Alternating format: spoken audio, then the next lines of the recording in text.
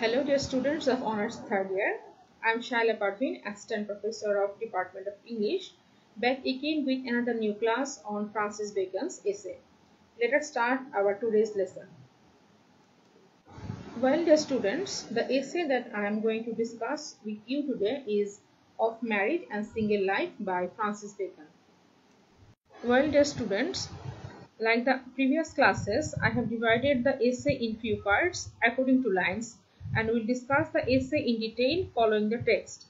If you have the text in front of you, the lecture will become more clear to you, I think. Now, some introductory words about the essay. Of Married and Single Life is one of the most well-known essay by Francis Bacon. In this essay, Bacon analyzes married life and single life and compares these two in different aspects such as their characteristics, their eligibility of these two types of people in public service, personal qualities, etc. In this essay, he analyzes both the concepts step by step and gives his own view about married life and single life. He goes back and forth between married life and single life. His style is to be as even-handed as possible about the subject that can raise emotion. If most people are for either marriage or for single life, Bacon walks a path down the middle. He doesn't preach to adopt either of these two as his favorite.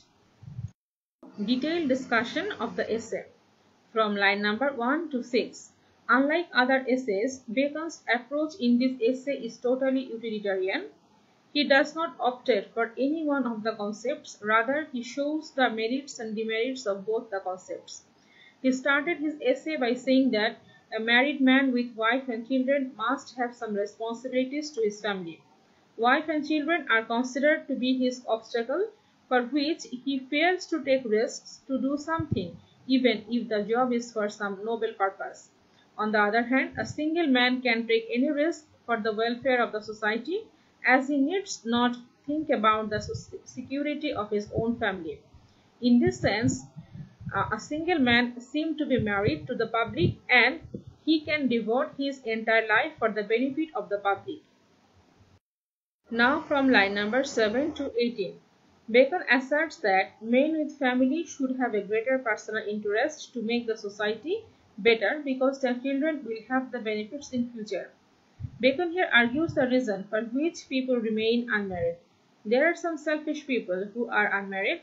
They are very much indifferent to their responsibilities towards society as they think they will not live in future and they don't have any personal interest. Again, some people think having wives and children to be liabilities which must be avoided. There are other types of greedy people who think that it is a wastage to spend money for family and they will remain rich if they don't have families to spend money on.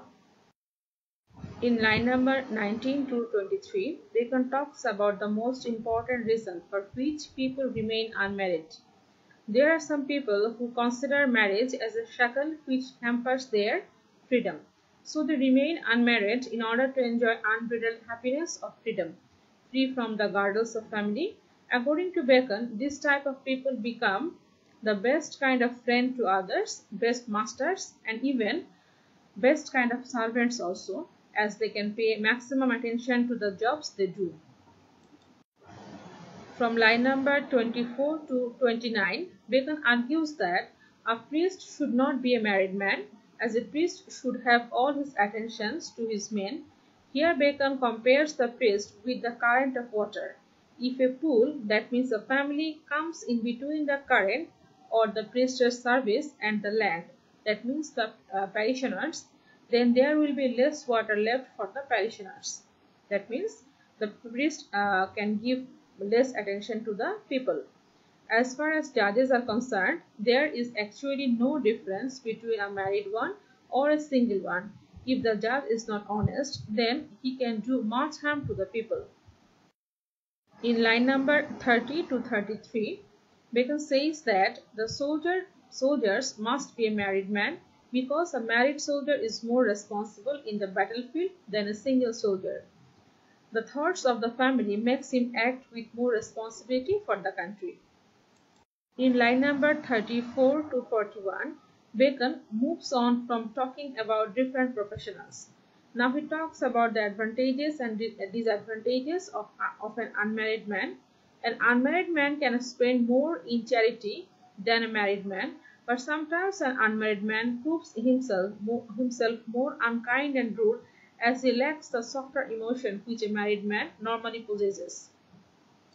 In line number 42 to 46, Bacon says that a chaste wife is proud of herself and her loyal husband. Their relationship is strong, durable, and enriched with mutual respect. But sometimes the vice of jealousy can weaken the bond as the wife will not feel the trust for her husband if he is envious and susceptible to doubt and suspicion. From line number 46 to 51. In these lines, Bacon beautifully describes about the roles a wife plays in a man's life. A wife in a man's youth acts like a romantic beloved. In his middle age, she becomes the inseparable companion for a man, whereas in old age, a wife plays the role of a nurse for a man. Then, very humorously, Bacon answers the question of some people who are not sure about the perfect time to get married. According to Bacon, a young man should not marry as it is too early for him, whereas an elder man should not marry as it is too late for him. From line number 52 to 57. In these concluding lines, Bacon asserts that bad husbands often get good wives, and the wives appreciate and feel proud of their bad husbands' good conduct, as the good conduct or good behavior from their husbands comes seldom. However, these wives have nothing but to be patient because they have to hide their mistakes of choosing bad men as their husbands against the choice of their well-wishers. This is a very keen insight of Bacon that people in general try to hide any mistake they commit. In conclusion, we can say that in this essay, Bacon tries to show a balance sheet of married life and single life. Giving arguments, he tries to establish his own views about the concepts. Although the single men have more freedom, more time, and more money to make their own way in the world, married men have the overall advantage as they become more tender, patient, and charitable person.